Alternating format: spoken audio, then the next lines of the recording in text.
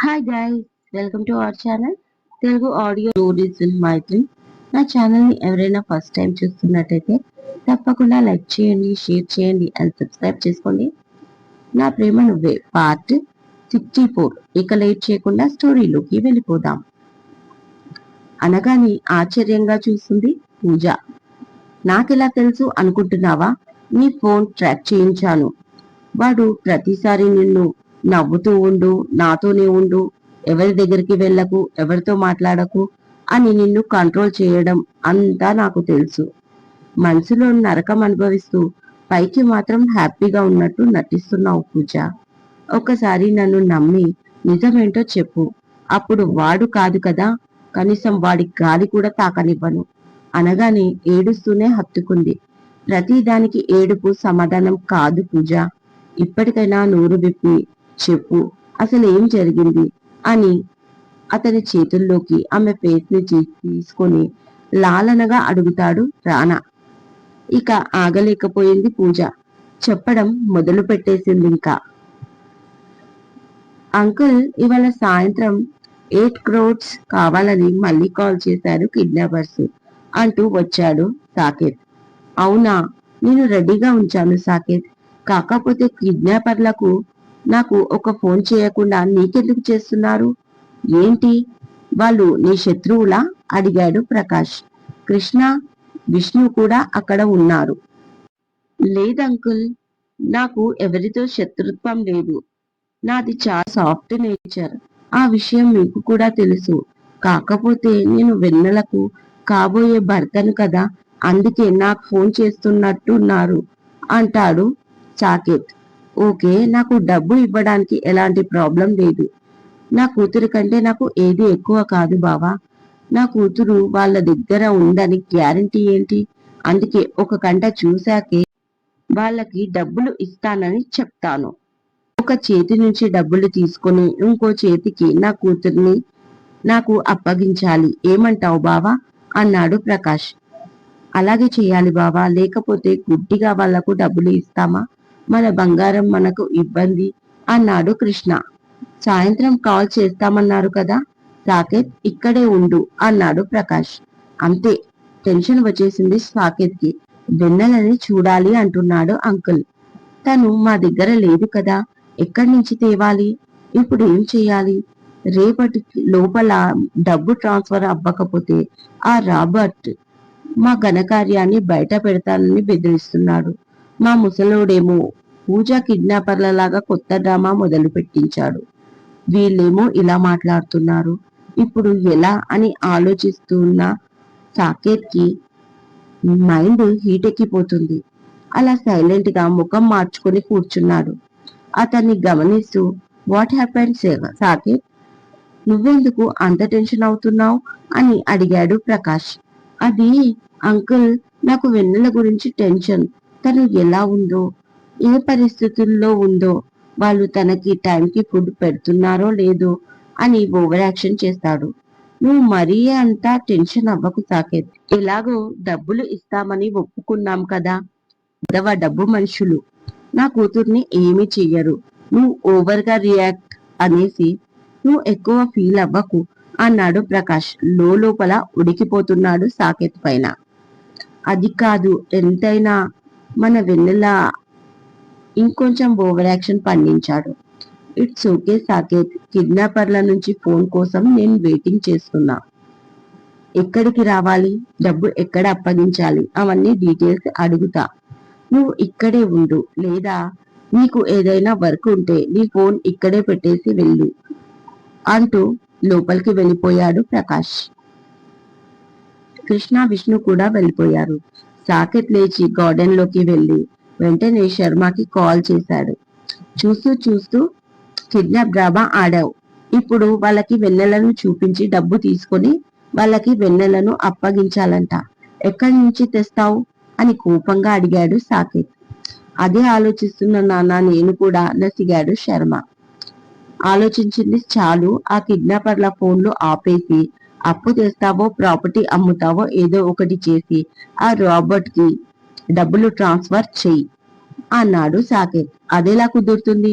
మనం సడన్ గా ఫోన్ లో ఆపేస్తే ఈ ఫోన్ నెంబర్ ఎక్కడి నుంచి వచ్చాయో సెటిలైట్ ద్వారా తెలుసుకోవడం పెద్ద పని కాదు. పైగా పోలీసులు కూడా స్క్రీన్ లోకి ఎంట్రీ ఇస్తారు. అప్పుడు మనమే ఇరుక్కుంటాం. నీకు అర్థమవుతుందా అన్నాడు శర్మ. మరి ఇప్పుడు వెన్నెలను ఎక్కడి నుంచి తేవాలి? ఎక్కడి నుంచి తెస్తాం? మన దగ్గర వెన్నెల లేదు కదా. గట్టిగా అరవాలనుకున్నా నెమ్మదిగా అడుగుతాడు కోపంగా సాకేత్. అదే ఆలోచిస్తున్నాను చెప్పాడు శర్మ. ఇక అది కూడా నేనే ఆలోచించాలి. ముందు నువ్వు వెనకాల చూస్తే గొయ్యి అన్నట్లుగా ఉంది పరిస్థితి. నీ ప్లాన్లన్నీ చెత్త ప్లాన్లు. నిన్ను నమ్మి అనవసరంగా కిడ్నాపర్లలాగా ఫోన్లు చేయించాను. ఇప్పుడు వీళ్ళకి ఫోన్ చేయకున్నా ఇరుక్కుంటాం, వెన్నెల్ని చూపించకున్నా ఇరుక్కుంటాం. ఈ డబ్బు టెన్షన్ లో పడి అదెక్కడికి పోయిందో కూడా అర్థం కావడం లేదు అన్నాడు సాకేత్. పోలీసులు కూడా ఏమీ చేయట్లేదు. అసలు ఆ వెన్నెల్ని ఎవరు కిడ్నాప్ చేసి ఉంటారు అని అడుగుతాడు శర్మ.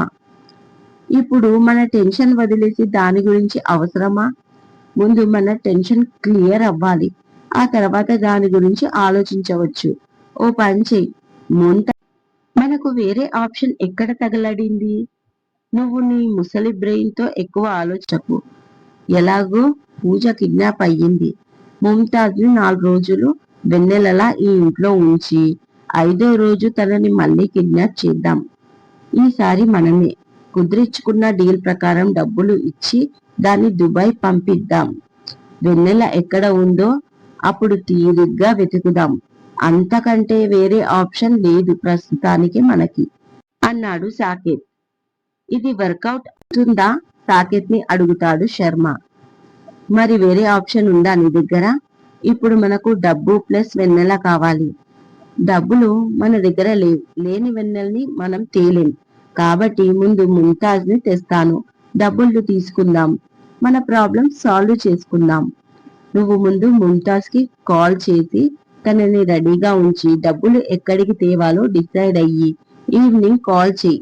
మేమిచ్చిన డబ్బులు తీసుకొని ముంతాజ్ ని అప్పగించమని డీలర్ కి చెప్పు. ఇక ఉంటాను. ఎక్కువసేపు ఫోన్ లో మాట్లాడితే డౌట్ కొడుతుంది అంటూ కాల్ కట్ చేస్తాడు సాకేత్. విషయం తెలుసుకున్న రానాకి రక్తం మరిగిపోతుంది. ముఖమంతా ఎర్రగా కండగడ్డలా మారిపోయింది. ఆవేశంతో చేతులు బిగుసుకున్నాయి. నరాలు తేలాయి. పూజ ఏడుస్తూ భయంగా చూసింది రానా వంక. విషయం ఫస్ట్ చెప్పినందుకు తిడతాడేమో అని భయంతో హడలిపోయింది. కానీ రానా పూజాని దగ్గరికి తీసుకొని వెన్ను నిమురుతూ ఓదార్చాడు. నా పైన కోపం వచ్చిందా బావా? ఏడుస్తూ అడుగుతుంది పూజ. లేదు పూజ, నా పైన నాకే అసహ్యం వేస్తుంది అన్నాడు రానా. అదేంటి అలా అంటున్నారు అంది. అంతేగా మరి, నా లైఫ్ లో నువ్వు ఎంత ఇంపార్టెంట్ పర్సన్వి. అలాంటిది నాకు నీ కష్టం చెప్పుకోలేకపోయావు అంటే నేను నీకు నేనున్నాను అన్న సెక్యూరిటీ ఇవ్వలేకపోయాను. నీ ధైర్యం ఆలేకపోయాను. తన కష్టం వస్తే చెప్పుకోలేనంత అసమర్థుణ్ణి. కాబట్టి నీలో నువ్వే కష్టాన్ని దాచుకున్నావు. ఫస్ట్ టైం నా కాన్ఫిడెన్స్ తగ్గిపోయింది నా పైన. నాకు సింధు నన్ను వదిలేసి వెళ్ళిపోయినప్పుడు కాస్త డిప్రెషన్ లోకి వెళ్ళాను. కానీ ఏ రోజు నా పైన నా నమ్మకాన్ని నేను పోగొట్టుకోలేదు. కానీ ఫస్ట్ టైం, అది నా ప్రాణం కంటే ఎక్కువ ప్రేమించిన అమ్మాయివి. జీవితాంతం కంటి రెప్పలా చూసుకోవాలి అనుకున్నా. నీ విషయంలో ఐఎమ్ జీరో అన్నాడు రానా చాలా బాధగా. ఆ మాటలు వింటుంటే పూజకి ఇంకా ఏడుపు వస్తుంది. నీ గురించి ఎప్పుడూ అలా అనుకోలేదు. నీకు నిజం చెప్పాలి అంటే నా ముఖమే చెల్లట్లేదు. అది కాక నాన్న పరువు గురించి ఆలోచించాను. ఆ సాకేత్ మెయిన్ పాయింట్ నాన్న పరువు గురించే మాట్లాడాడు. అదే ట్రాన్స్ లో నేను ఉండిపోయాను బావా. అంతే తప్ప మీ పైన నమ్మకం లేక కాదు.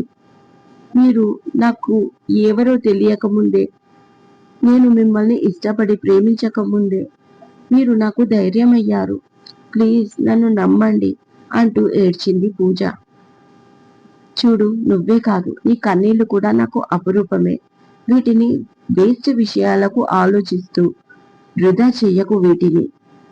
నీ లైఫ్ లో నువ్వు హ్యాపీగా ఉన్నా నవ్వినా చివరికి ఏడ్చినా అది నా కోసమే అయ్యుండాలి. అర్థమైందా? ఇక ఈ టెన్షన్స్, ఈ భయాలు అంతా నాకు ఇచ్చేసి నువ్వు హ్యాపీగా ఉండు. ఇకపైన నీకు ఏదైనా చెడు తలపెట్టాలని చూస్తే అది ముందు నన్ను ఎదుర్కోవాలి. ఆ సాకేత్ కి ఎలా బుద్ధి చెప్తానో చూస్తూ ఉండు అని ఫోన్ తీస్తాడు. అంతలో డోర్ ఓపెన్ చేసుకొని ముగ్గురు లేడీస్ లోపలికి వస్తారు. వాళ్ళని చూడగానే పూజ భయంగా రానా చేతిని చుట్టేసింది. సార్, మేడంకి జ్యూస్ టైం అయింది అన్నారు వాళ్ళు. ఓకే అన్నట్లు తల ఊపుతాడు రానా. గ్లాసులు అక్కడ పెట్టేసి వెళ్ళిపోతారు సైలెంట్ గా వాళ్ళు. వాళ్ళు వెళ్ళాక కొన్ని సెకండ్లకి రానాని చూస్తుంది అయోమయంగా. ఈలోపు జ్యూస్ గ్లాస్ పట్టుకొని నీ పీత బ్రెయిన్ తో ఎక్కువ ఆలోచించకు అంటూ గ్లాస్ అందిస్తాడు రానా. మరుక్షణం గ్లాస్ పక్కన పెట్టి రెండు చేతులతో రానాని కొడుతూ ఉంటుంది చాలాసేపు ఏడుస్తూ పూజ. ఆమె రెండు చేతుల్ని గట్టిగా పట్టుకొని గట్టిగా హగ్ చేసుకుంటాడు. దాంతో మెల్ట్ అయిపోతుంది పూజ. రానా మెడవంపుల్లో ముఖం దాచుకుంటుంది. రియల్లీ మిస్ యూ, అమ్మ నాన్ననే కాదు మిమ్మల్ని కూడా అంటుంది ఏడుస్తూ. కిడ్నాప్ అయినప్పుడు ఆ సాకేత్ గాడు కాకుండా నేను గుర్తుకొచ్చాను అన్నప్పుడే అర్థమైందిలే అంటూ నవ్వుతాడు రానా. మీకు అన్నీ తెలుసు అయినా నన్ను ఆట పట్టిస్తారు అంటుంది అలకగా పూజ. మరి నువ్వు చేసిందేంటి? ఆ ఎదవతో ఎంగేజ్మెంట్ చేసుకుంటావా? ఎంత కాలిందో తెలుసా అంటూ తన కడుపు చూపిస్తాడు. నీకు ఇప్పుడు కాదు, మన పెళ్ళయ్యాక పనిష్మెంట్ ఇస్తా. అది ఎలా ఉంటుందో తెలుసా అనగానే సిగ్గుపడుతూ ముఖం దాచుకుంటుంది అతని ఎదపై వాలి పూజ. ఇదండి ఇవాళటి ఎపిసోడ్. ఈ ఎపిసోడ్ మీకు నచ్చినట్టు అయితే నాకు కామెంట్ లో చెప్పండి. అలాగే లైక్ చేయండి, షేర్ చేయండి, సబ్స్క్రైబ్ చేసుకోండి నా ఛానల్. మరొక మంచి ఎపిసోడ్ తో మీ ముందు ఉంటాను. మైత్రి.